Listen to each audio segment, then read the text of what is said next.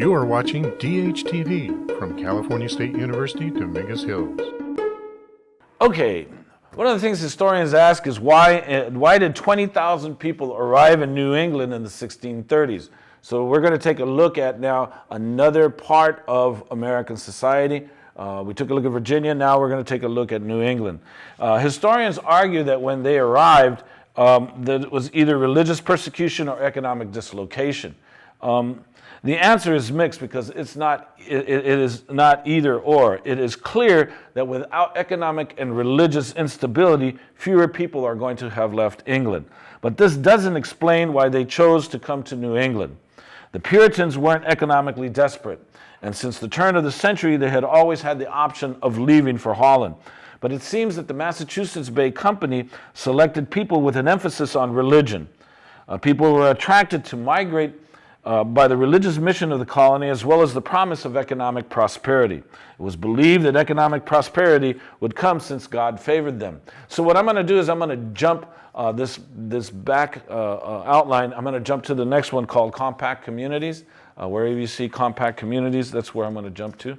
So if we could do that. So who were the settlers? Who came to New England?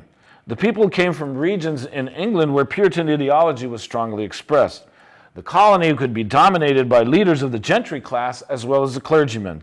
Once they arrived, the people who came first became full members of the covenant. People had to satisfy the religious definition of being a Puritan. And in order to become a full member, people needed a conversion experience. They needed a credible account of God penetrating them in front of other members, and they needed an acceptable knowledge of the Bible. So, amongst the people who came, about 25% are going to come as indentured servants with the same basic economic arrangements as in the Chesapeake. These servants were young and primarily male. So, whereas Virginia, 85% are indentured, in Massachusetts, 25%, or 1/4 will be indentured. They were probably a mixture of the lower middle class elements displaced by the economic depressions. Most importantly, though, unlike Virginia, these servants came with their masters and they were associated with a family group. Now, amongst the free population, 25% arrived as free adult males. They were older than the indentured servants, and many arrived with indentured servants. So you can contrast this experience, these men, to the ones who arrived in the Chesapeake as indentured. Now, free adult males were heads of households. Many were skilled artisans or they were involved in trade. And about 1/4 of the people were yeoman farmers, or they were prosperous traders in the rising market system. So these men who are arriving in Massachusetts is different than in Virginia. In Virginia, you have a lot of absentee landlords and a lot of indentured servants. Here, the men that are arriving are generally prosperous. They weren't poor, and they brought workers with them, and they came in family groups. And so the people arrived in family groups. What is important to note is that the sex ratio was equal, and the servants likewise came in a family group. Totally different situation than in Virginia. There was a large spread of age groups. The Puritans came from fairly well concentrated areas along the port cities of England, whereas the people who went to the Chesapeake came from all parts of England. Most importantly, the Puritans came from groups who had experienced heavy commercial agriculture and trade, as well as developing skills in the production of cloth, because many were skilled craftsmen. So when they came across, social stratification was prevalent. There was a strong adherence to social differences. And the differences can be seen in the allocation of land when they arrived. The rich obtained more land. In fact, church seating was based on prestige and wealth. The more wealth, the closer one got a seat next to the altar, next to the pulpit, so they could hear the word of God. So this was not a socially equal or an egalitarian society, as many predict. Now, as many suggest, when there was any social mobility in this society, the indicators revealed that there was somewhat of a chance to rise in the ladder of success. Some artisans experienced decline since they didn't have any farming experience. But it was farmers had the best chance of experiencing success. The merchant class were at the top because they immediately benefited from the expansion of commerce, especially if they traded in fur, timber, and rum, as you will be reading. But what is important to note is that this society did not develop monocultural production as in Virginia. The majority of people involved themselves in subsistence agriculture. And as a result, there were few extremes of wealth compared to the Chesapeake. There was no cutthroat competition. An elite class was already formed. The elite proved religious stability, political stability, social stability. Consequently, we're not going to have any armed conflict within society that would occur, whereas in Virginia, you will be reading about Bacon's Rebellion. Bacon's Rebellion would erupt because the indentured class and the small planter are going to rebel against the elite class. The stability of the elite can be considered as an important factor. And because they are in a temperate zone, not a semi-tropical zone, the lack of devastating disease helped people adjust more comfortably.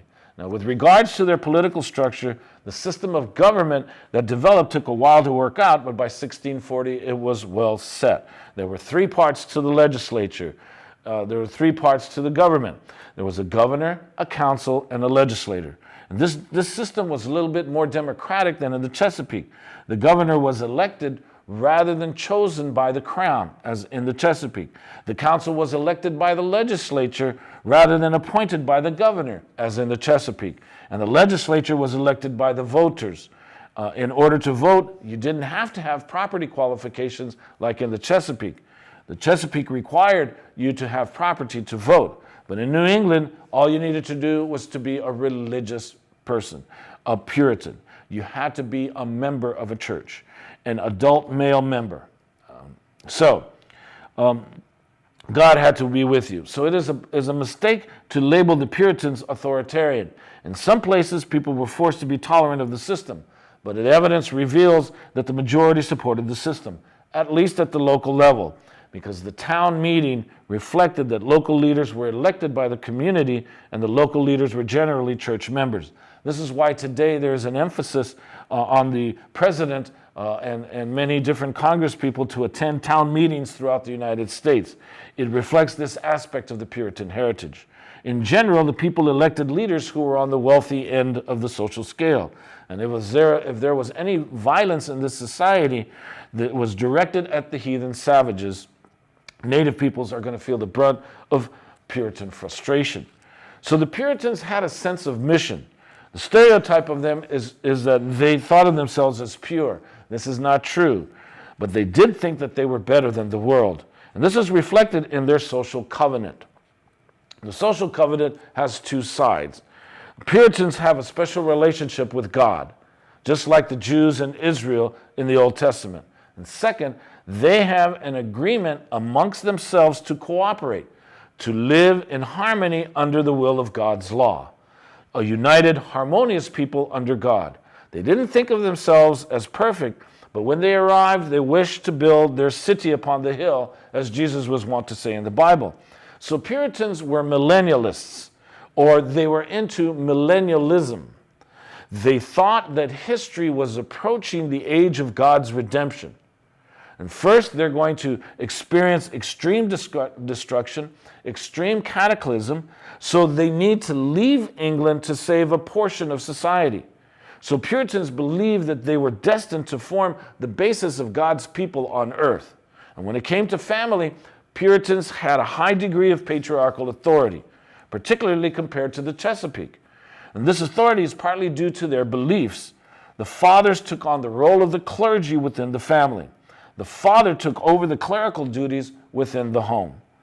He was responsible for the family practicing the religion. The father was responsible for the family following society's moral code. Women were supposed to help, but they were to defer authority to men. And this patriarchy is reflected in that everyone was a member of a family. If you were single, if you were poor, if you were old, if you were assigned to families so as to come under the guidance of a father figure, of a family head. The emphasis was due to the religion, but it was also due to the Puritan fear of the other, of the wilderness. Okay? You couldn't be left alone out in the wild because that's where Native America was. This term wilderness is nice to draw a nice border, a frontier border between us versus them. Us, everything is tame. On the other side is wilderness. So even the term wilderness has some racial connotations in it. There was the absence of social institutions that could render aid to the homeless and aged. Puritans enjoyed a longevity of life compared to the Chesapeake. They experienced scarce epidemic diseases since they were in a temperate zone. The Chesapeake was in a semi-tropical zone. Disease was high. Disease was rampant. Consequently, the older generation is around a longer time. And when the older generation is around, it leads to a continuance of authority under the male. So, with regards to sex and marriage, there was a much lower rate of premarital sex and pregnancy as in the Chesapeake. And it was primarily due to the patriarchalness of the religion. But this lower rate also relates to their religious ideals. Sex and alcohol were fine and acceptable, but it was not to be abused. Sex and alcohol were to be kept in their proper social boundaries, and there were heavy penalties that were imposed on extramarital sex. The law called out for death to adulterers, but in practice they were more lenient to adulterers, and males had it better than females. And a high value was placed on marriage. Marriage was much more possible since the sex ratio was equal. Marriages were much longer due to a longer life expectancy. However, love was not the criteria for marriage. Criteria was usually determined by the parents. First, the proposed partner had to be at least of equal, preferably higher social status, and parents had to approve the arrangements, and both families were involved in the transference of property, money, and land. So the marriage age was relatively late. And children and servants had a protracted dependency on parents, especially fathers. The tension usually resulted in sons picking up and leaving since they could not get clear title to property or land until later on in life. And children were expected to be adult-like in their behavior. They were not given much room to be themselves, and their behavior was patterned and deliberate. So with patriarchy and the congregational system built into the society, control became serious issues in many communities. And you will be reading about those issues with regards to control. But the unique aspect of the church was its decentralized control. The laity did have voice. Okay? Now, how religious was this community under patriarchal control? Did all non-members who were required to go to church attend all functions? These are the questions that historians ask. They paid taxes to support the beliefs of the religion. So the evidence is minimal to answer that all non-members did. However, the evidence does reflect a wider sentiment. It is known that non-members were a large part of the community. Hence, you can't equate Puritan beliefs with non-member practices. This is the idea where deviation comes in, but I will get to that when I deal with women and witchcraft. So just to clarify some points, as you are going to deal with assignments, taking a look at the experiences in Virginia and Massachusetts. Now, stability and cohesion are the key difference between New England's social structure and the Chesapeake's. There is less social mobility in New England. The elite class in the Chesapeake is highly unstable. There is a high turnover rate in the elite class, which contributed to political instability that led to rebellion. The New England social and political leadership is much more stable both at the colonial level and at the town level. There is less turnover in the office holding, hence less political conflict. Also, a more cohesive social structure develops in New England versus the Chesapeake.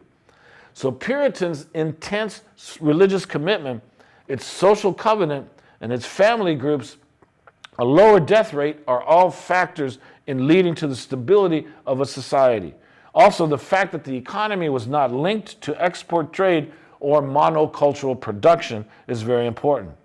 A less profitable economy in New England kept the people organized. They consolidated their markets based on actual trade and not speculation on tobacco futures. Furthermore, the majority of the people were involved in subsistence agriculture. Now, there are also external factors that are going to influence both communities, because these external factors, there's different relationships that they will have when England and the Chesapeake governments are tied to the kings, whereas and their royal colonies, whereas in New England they are primarily corporate communities, corporate charters. Okay? Now, hopefully, because of the rigidity of the religious order and the patriarchal character of the social relationship, you can see that there are tensions within Puritanism. And you'll be reading in those chapters. Now, the chapters that are going to be dealing with the tensions. The basic contradiction within the religion relates to the ideas of this all-powerful God, and the living of the earth cannot do anything to guarantee salvation. So the peoples need some hope that they might be included as a part of the community to be saved. And this saving experience is displayed in very contradictory teachings. First, you can only be saved by faith. And according to the doctrine of predestination, it's already decided who's damned and who's saved. So how can one's behavior induce salvation? So this is where the conversion experience creates a psychological effect. There is the hope of being saved. Now, this is very important because in American society, you always see this evangelical tradition constantly come through simply because of the morals of society, the values, the ethics. People sin, and then eventually they've got to go and redeem themselves. And so this is the saving experience. Again, in many ways, this saving experience relieves anxiety. There's a social effect likewise. There was a religious incentive to lead a moral life. There's a religious incentive to lead an industrious life. There's a religious incentive to obey. So it creates a population that is obedient to government and that cooperates with the church. This is key and central to maintaining political stability. But the basic contradiction creates tension, which periodically led to crisis. The crisis was the outgrowth of theological explanations of who and who was not saved. Now, there's a large religious element that, quote unquote, deviated or pushed Puritan ideology to the extreme. They were all still Puritans, but their challenges to the religion had social and political implications. The first example is Roger Williams, and his basic argument was that the church needed to purge itself of corruption. So to Williams, the state had no business involving itself in religious experiences. And the irony of Williams' experience is that while he had this zeal for purity and making religion even more intolerant of dissension, it led him to religious toleration. In this religious toleration, he's going to establish religious freedom, is going to establish what is known as Rhode Island today. And Rhode Island seems to be one of the most progressive states with regards to understanding and tolerating most human beings. Contrast this with Maryland's Lord Calvert and Catholics who had to pass a Religious Toleration Act out of political expediency. Now we get to this one woman named Anne Hutchinson. Now her key argument or doctrine was that you could become a member by faith alone, not by actions. She arrived at the opinion that she knew God's will by revelation. She didn't need the Bible to prove her conversion. She was considered a heretic since she violated the basic Puritan precept of human helplessness before God. But Anne Hutchinson came to New England because one of her favorite ministers was expelled from England. She was a midwife, and so she provided an important and vital function in the community. Her job made her very well known in the community, especially amongst women. And so she started holding religious meetings at home. And she became a leader. She began to explain theology because women went to her home to try to understand their situations in the society. So her ideas and the fact that she's speaking to women challenged the male hierarchy. She attacked ministers who emphasized behavior as the key to salvation. So to her, salvation came through faith only. To her, it was the importance of spirit. Preachers who emphasized works and actions felt her ridicule. And so these attacks on works, the denial to submit to codes of behavior, is why she was called antinomian or anti-law. Because she could tell real grace from, she could tell real from false conversions. And someone with grace can always tell who has others who have grace. And so ministers drew a sharp line between damned and saved, and Anne Hutchinson accused ministers of not having grace. And she was pushing to an extreme something that was very basic to Puritanism. So what do the leaders, the elect, the saints do with this woman who is challenging the patriarchal authority? They expel her from the colony. This becomes the common solution that's used to deal with the tension in the religion. So historians have used Anne Hutchinson to argue and analyze the crisis. They call her movement a religious movement, a social movement, a civil rights movement. But one way reveals the religious roots to the crisis. The theological tensions that are present in the religion leads Anne to her extreme position. The tension is hard to sustain, hence the crisis. So one of the things about if you work hard and you live right, then you will be saved. But what happens when you're working and working and working and there's nothing in return? So it's very hard to be saved in saving grace because you can't experience social or economic mobility. This is the tension. So the tension is hard to sustain, hence the crisis. Another relates to the socioeconomic tensions present because as the commercial economy expands at the expense of subsistence farmers, and couple that with women's role in society, when you look at the status of women, they're mostly wives and mothers. Males have all the responsibility. In the ideal marriage, the wife could be consulted on all matters, but the final decision is the male's. So it's a virtue on women to be deferential to men. So there was no place for women in the religious order. Women in Puritanism could be church members, but they were not allowed to speak in public. They were thought to be incapable of interpreting the Bible, and they were required to read it. So Anne Hutchinson developed the following. Many were women. Were these women rebelling against their oppressed status? Well, outwardly, no. They were primarily revolting against the religion. But inwardly, yes, they attacked the authority of male ministers.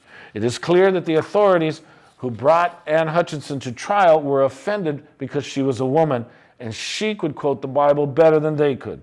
Although many in the group supporting Hutchinson were women, most of her followers were businessmen, merchants and craftsmen, because her major opponents were those who were outside the commercial sector, those who were attempting to be as religious as they could, modest farmers, fishermen, the clergy. So the men were split in supporting Anne Hutchinson. It reveals the background to a conflict that's going to be brewing throughout the century between the commercial elite and the agricultural sector. So the political entities want to impose wage and price controls to curb inflation, and these controls are going to be resented by the wealthier commercial sector. And this commercial class was attracted to Hutchinson's cause because they had an incentive to back her attacks on works. They saw the importance of the denial of works, a denial of law to their benefit. And finally, the last view is, of course, it shows her as a heroic person fighting for women's rights.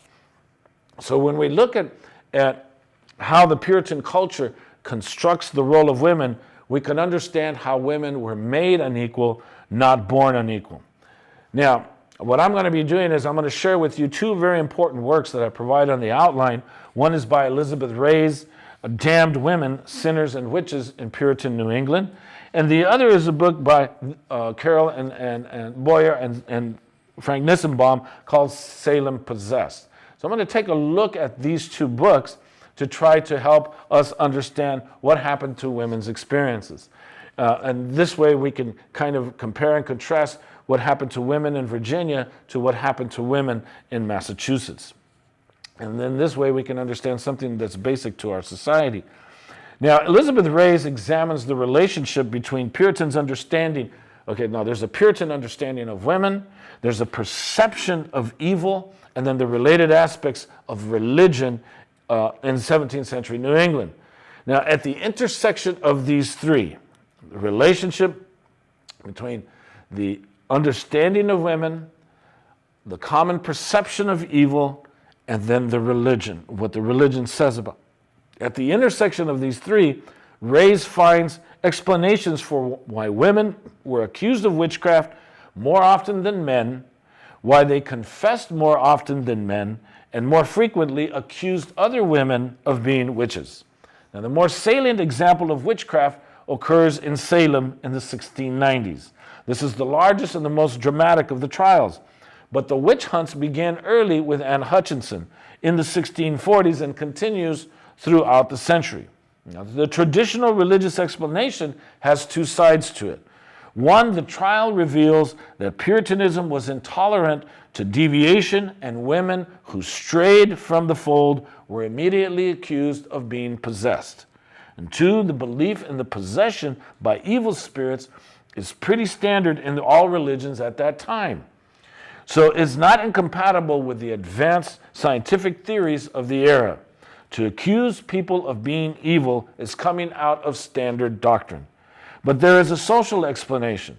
Witches, or those women accused of the craft, are generally misfits.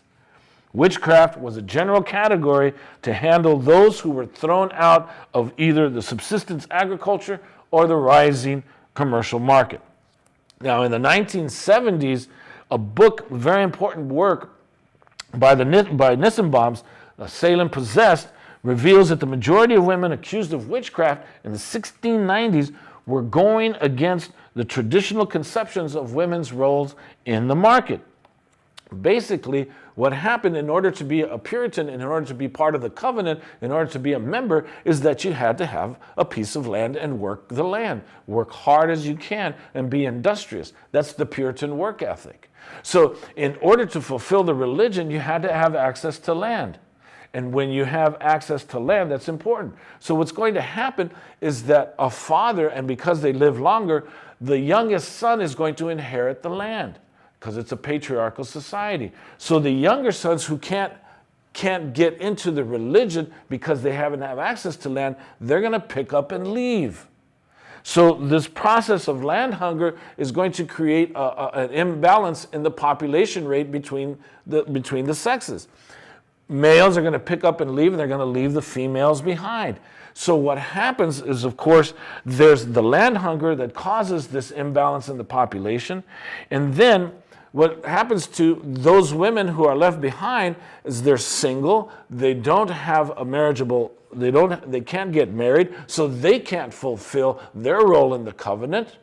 And usually what happens is when an elder woman, her husband died, she wasn't left with anything outside of just a house by which to survive because the oldest son got the land.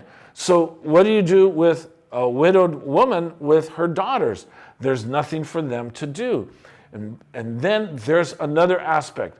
At this time, there's a commercial trade that's occurring that's coming out of Boston. And what Boston is doing is this: they're sending merchants, the itinerant merchant trade, they're sending merchants out into the countryside to sell manufactured goods. So you can imagine this is a Sears catalog on wheels. You put everything that you need with regards to implements, tools, pots and pans, and everything that you need.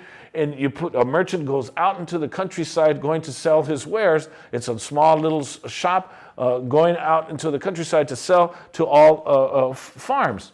So, of course, what's going to happen in this situation with regards to the land hunger, with regards to itinerant trade, with regards to women's and widowed women's dislocation on the market, is that the women are going to allow that itinerant merchant who's a traveler to come into their house, and they're going to give him bed and breakfast. OMG, you can imagine the whole community talking about, did you see this woman put up this man in their house? Well, what are they running? What kind of house are they running? And eventually what happens is these women are going to start making money. And by making money, they're challenging the role in the economy of them just being housewives and mothers. What do they mean? They're being merchants. And so, of course, before anything, you get, Motel 666. And this is what's going to happen. Boyer and Nissenbaum and Salem Possessed, this work reveals that those women who are going to be sent to be burnt are basically women who have been thrown out of the market, and they're making money. So yes, they thought that they were doing something that was different. But now the book Raise Damned Women adds to this argument. Now, theology, the Puritan theology postulates that women and men are equal in the sight of God, and that salvation and damnation are foreordained by God. So what happens in this particular case is that in the religion, God has already chosen individuals to save, male and female. So when you live out the religion, it creates suspicions in the population that women are inextricably linked, women and evil are inextricably linked. Take a look at the Bible and what the Bible says about women and evil. Puritans believed that whereas their particular sins led men to their damnation, women's vile natures brought them to the devil. And Reyes argues that because men focused on what they did and women focused on who they were, men were more likely to repent for their particular sins, and women were to think of themselves as utterly depraved, as rebellious wretches against God, or as unredeemable slaves of Satan. Because basically the clergy and the laity believed that the devil afflicted the body in order to possess the soul, and that the devil seems to possess women more readily than men. The soul, you see, is constructed as a feminine entity. So Puritans concluded that the soul was more vulnerable to the devil's molestations when it dwelled in the weaker female body. So Puritans viewed women's bodies as weaker, so the devil could and did reach women's souls more easily and frequently. Women were more likely to submit to Satan and become witches than men. So Reyes argues that the witchcraft episodes displays the Puritan sense of women's inherent wickedness. It was women whom the devil tortured the most. It was women who confessed to witchcraft the most. Women were convinced that they had actually covenanted with Satan for their deviant behavior, whether the behavior was social, political, or economic. This was the Puritan understanding of sin. This was the Puritan understanding of the devil. Women imagined themselves as essentially corrupt. So Reyes helps us understand the evil nature of Puritan society as expressed by the female. Now, what about the male? Well, their evil nature was expressed in their violent acts committed against Native Americans. The Native peoples who resisted Puritan economic expansion are going to feel the brunt of male frustration. So this is the essence of a Puritan society, the basis and foundation of America. You are watching DHTV from California State University, Dominguez Hills.